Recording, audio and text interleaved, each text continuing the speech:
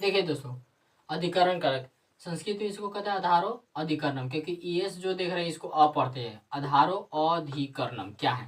तो दिया गया सूत्र कारक प्रकरण से अधिकरण कारक की परिभाषा संबंधित सूत्र है। सूत्र के अनुसार क्रिया के आधार को क्या कहते हैं? अधिकरण। आधार का मतलब होता है क्रिया, माने कि काम। काम जो होता है जिस पर टिका रहता है उसे क्या कहते हैं? अधिकरण। इसकी सप्तमी व्यक्ति होती है, इसका चिन्ह क्या होता है? में और पर होता है। क्या होता है इसका चिन्ह?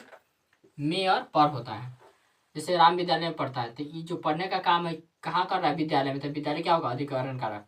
यहाँ पर खाना है, तो खाना के क्या, खाना कहाँ है? घर पर। तो घर क्या होगा? अधिकरण। अधिकरण कारक की पहचान क्या होता है? तो देखिए, जिस वाक्य में जिस शब्द के बाद में या पर चिन्ह लगा रहता है उसे क्या कहते हैं? अधिकरण कारक। तो इस वाक्य पर अनुतम घर पर पुस्तक पढ़ता है, तो किसके बाद चिन्ह लगा हुआ? घर के बाद। तो घर के बाद पर लगा हुआ, तो इसलिए क्या होगा?